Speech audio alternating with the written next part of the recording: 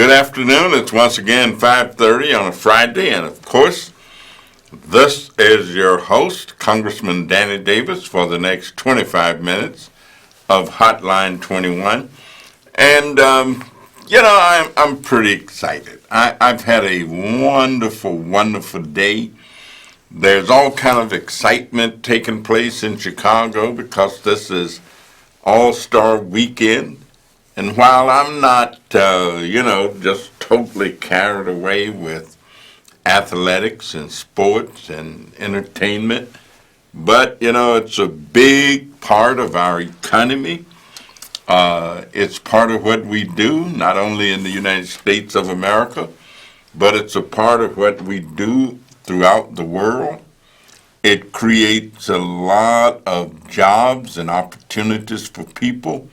It also is great opportunity for individuals who have athletic skills and ability and are able to grow up and have wonderful careers. And so Chicago is a hotbed of all of this for the week.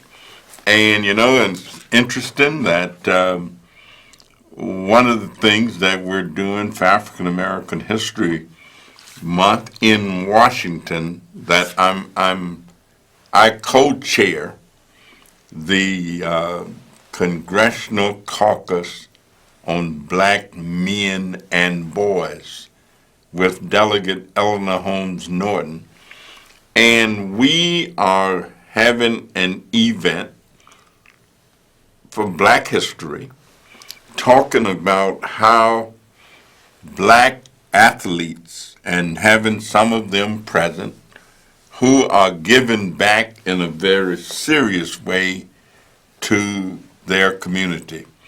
I'll just mention one that you may not know a great deal about. He's a wonderful gentleman, baseball player, Mr. Granderson, who actually gave $5 million right down the street here to the University of Illinois to redo their athletic field. It's just a wonderful, wonderful gentleman. And he is going to be, I think he's also struck up a relationship and a friendship with a much older guy named Isaiah Thomas, Zeke, as people around the neighborhood call him. And of course, we've known him and know his family. As a matter of fact, I went to his mother's homegoing service and those kind of things, and I've known and I've visited her home, and his brother Mark used to drive me around. Mark was a policeman who's retired. And back when I started running for office and would sometimes have difficulty with people trying to do things and molest you a little bit and harass you, Mark volunteered and would drive me around from one place to another place. And so, it's a lot of good stuff going on and a lot of good things are happening. I know that the NAACP, the Chicago West Side Branch, NAACP, had a great reception for the Chicago Regional Director of the Federal Bureau of Investigation, and I understand it was very successful. I congratulate them for that. Of course, my wife, Vera, is the chairman of the board of the Chicago West Side Branch, NAACP, and has been a part of its leadership for years and years and years, after a woman named Nola Bright, who used to work for me until she got sick and so forth, was the head of the Chicago West Side Branch. Carl Brinson, who used to work for me, quite frankly, and who's been involved with activity that I've been engaged in, uh, dating all the way back to when I first ran for the Chicago City Council and got elected. Carl is the president. And so I want to commend and congratulate them. Let's go to the phone and let this caller in right quick, because I got a lot of reporting to do. Caller, go right ahead. Yeah, how you doing, Congressman Davis? James, I am doing just good. How are you? Okay. Now, Joe be talking about the people, the money don't be in the black neighborhood that much. And other community, their money don't be in there because they go to trips and all this events, and the money don't be in there in that community all the time either. But y'all always talk about money don't be in the black community. And then in other community, their money don't last long either. They go trips to other country and all that. I think what he may have been suggesting is that for a community to really thrive, if the money comes in and goes right out, then there's nothing for the community to be nourished by. It's like if you've got diarrhea or something and you eat something, you drink something, and as soon as it comes in, it also goes out. You kind of sick. You don't feel good. And I'm saying when money comes right into a community and then goes right out and does not stay for it to nourish the community, then the community is sick and feels See, bad. And so I get my information. Okay, I get my information from the man upstairs. And research can't got nothing. You can do all the research all you want, but I get my information from the man upstairs, Connie Davis. all That's right. Almighty God. Oh, that's a good source. Let me tell you, that's one of the greatest. And I don't think the man upstairs would disagree with that. I think the man upstairs would say, that's right. Y'all have a good weekend. God bless y'all. Okay, thank you so much, and you have a wonderful weekend. Yeah, I don't think the man upstairs would take umbrage with that. You see, money to a community is like blood to the body. If all the blood leaves your body, in all likelihood, notwithstanding all of the advances that have been made in medical science and health and research, in all likelihood, you're going to die. And if all the money leaves a community, in all likelihood, that community is going to die. I think we got another caller, so let me go right to the phone. Caller, are you there? Good evening, Dr. Davis, U.S. Representative, 7th District. I just want to mention some of the unsung heroes of the past and we don't hear too much about. A U.S. Congressman by the name of Adam Clayton Powell from New York City that was a champion in the House that helped push certain bills into law to help black people. And then I want to mention one other person, John Houston, having been an attorney that graduated from Harvard University, that helped set up some of the black colleges for some of the black attorneys that could be nurtured. And one of the attorneys that he nurtured, in fact, wound up being a U.S. had to be a Supreme Court justice, was Thurgood Marshall. And just think about it, John Hughes was the person it was like a label of law. He put together that 10-year case that Brown versus the Board of Education. And just think about it, wasn't with John Houston, we may not have had a Thurgood Marshall. And one other person I want to mention, Medgar Evers. These people is not talked about a lot when it comes to black history. And they should be, because they made a big, big impact in terms of the black community. And some of the advancement that we reap the benefits of today, it wasn't for them, we wouldn't be enjoying certain things. Now, if I'm wrong about anything, please correct me. I don't hang up now. You're so correct. And you know, another group of people, we are having our Black History activity next Saturday at the Major Adams Boys Club, and we are honoring Major Adams, but we're also honoring women primarily who were leaders in public housing. We're going to be honoring a woman named Artencia Randolph, who was the main public housing advocate in Chicago for a number of years, and she was the leader of the Central Advisory Council, for where the presidents from all the local councils came and they were part.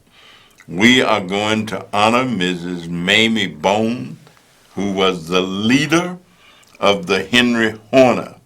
We're going to honor Miss Devera Beverly, who was the leader of the Arbor Public Housing Development right here in this neighborhood, just a few blocks from where we're sitting right now. We're going to honor Mrs. Mary Baldwin, who was the leader of the Rockwell Gardens, and Miss Washington, who is going to be our keynote speaker. She is currently the leader of the Central Advisory Council. So we are honoring grassroots women. We are honoring Mrs. Nancy B. Jefferson, who was the leader of the Midwest Community Council. We are honoring Mrs. Earlene Lindsay, who lived in Henry Horner and rose to become one of the top advocates in town for health care. So we're honoring these women who were associated with public housing, and we should have had Mrs. Ida Mae Moe Fletcher in that group, who was the top education advocate in the city of Chicago from a grassroots perspective for many years, and so I'll just have to honor her later on. But let's go back to the phone and get our next caller.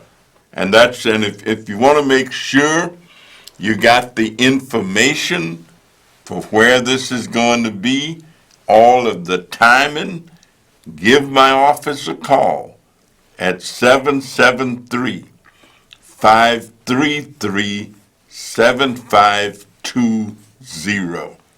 And make sure, because we want you to be there and we want everybody to be there and understand the roles that these outstanding women have played in the development of our communities. Caller, are you there? Yes, Congressman, and it's a great day to be alive and on God's green earth. I mean, it's wonderful. But listen, my heart right now is so sad.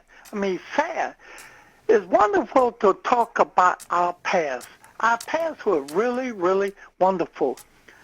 I saw my first building when I was 20 years old in the Park Manor area. It was so wonderful out there then. But look at it now. I saw a program with Dr. Kofi.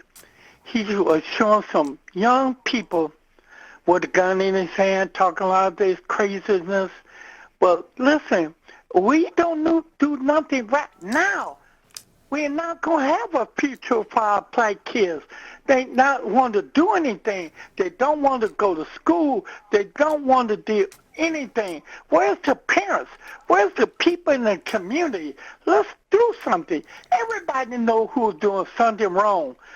Listen, it gets to a part, listen, I don't want to see nothing happen wrong to nobody, but you make you want to do something to the kids.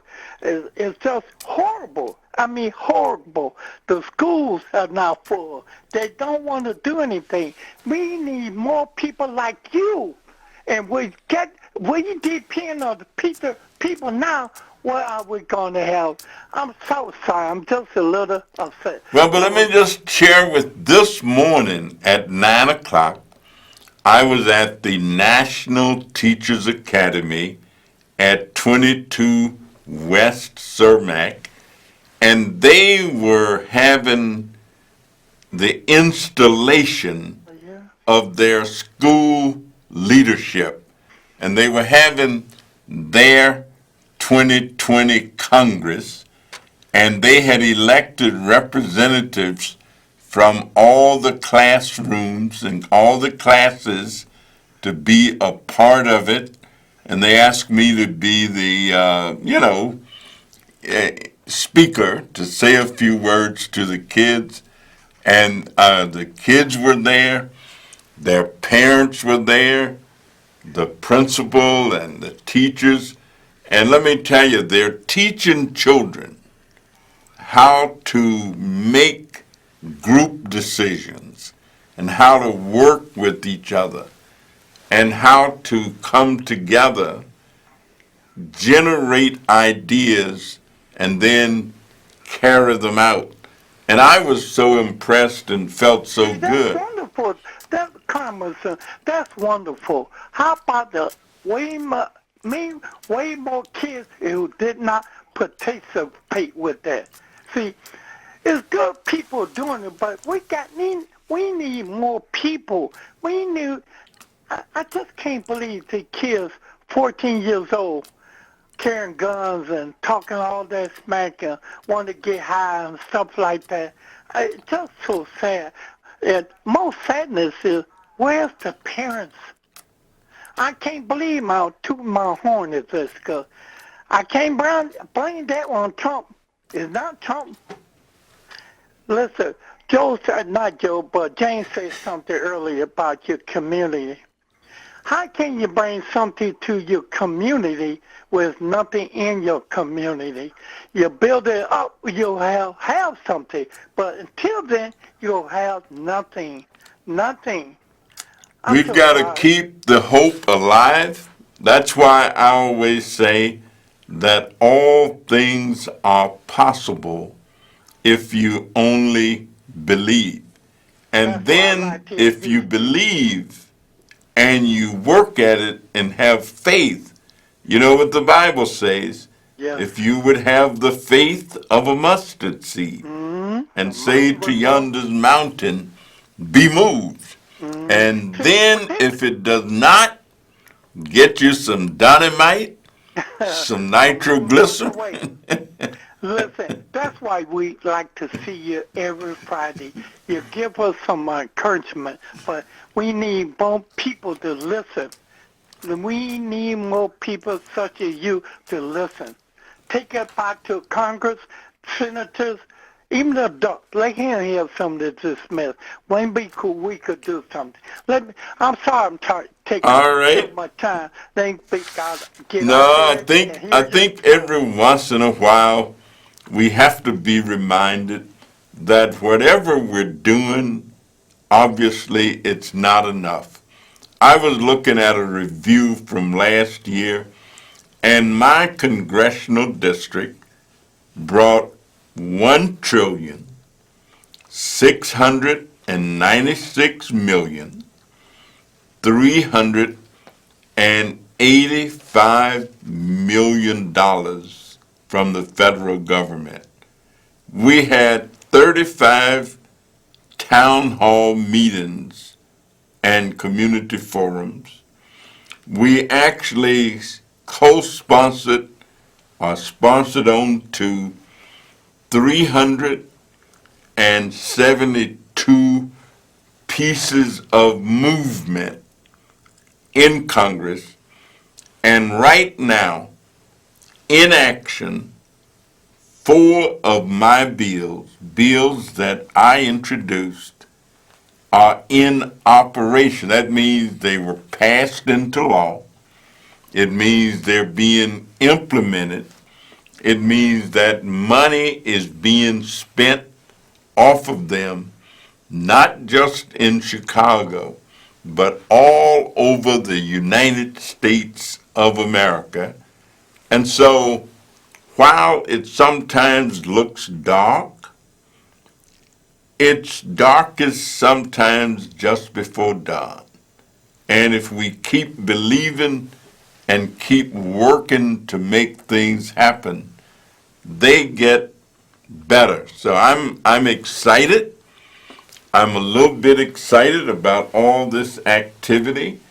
And I'm going to actually go to the United Center before the night's over.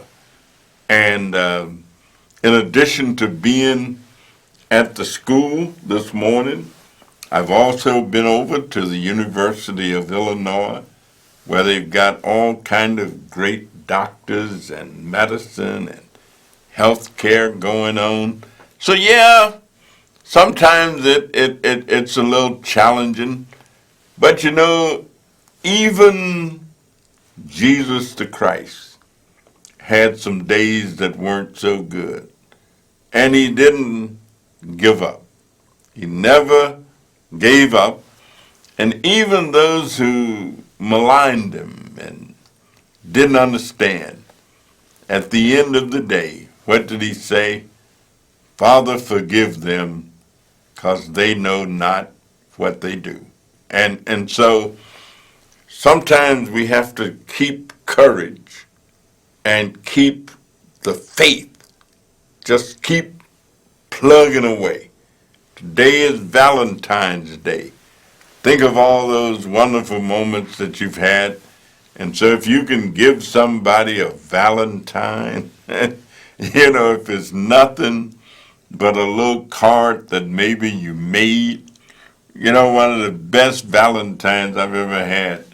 I went to a school and the kids had drawn little Valentines and stuff. And they gave me their little Valentines.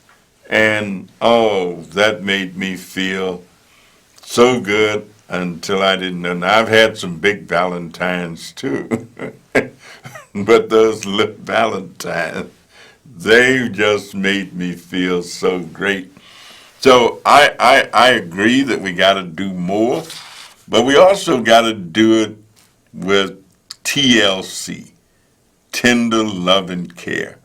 I just love this song that says what the world needs now is love, sweet love. That's the only thing there's not too much of.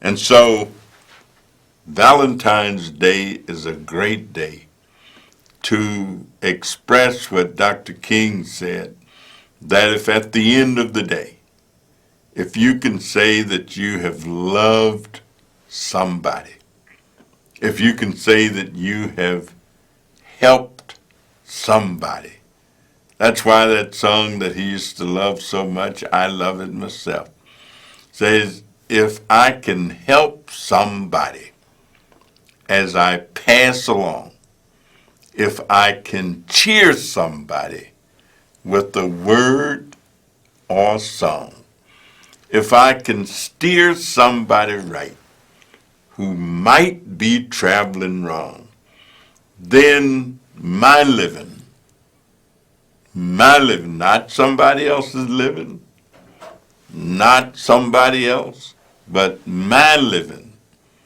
will not be in vain.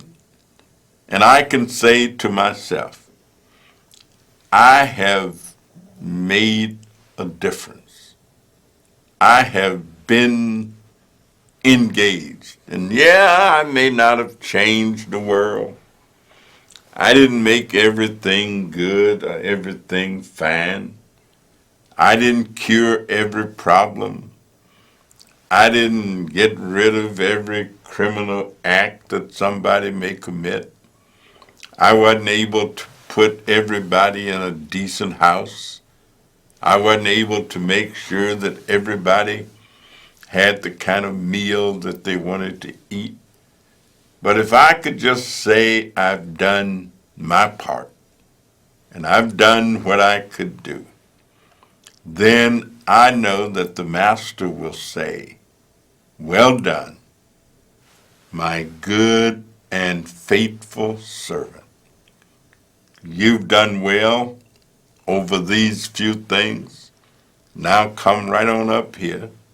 And I'm going to put you in this place where the milk and honey is flowing and everything is going to be cool.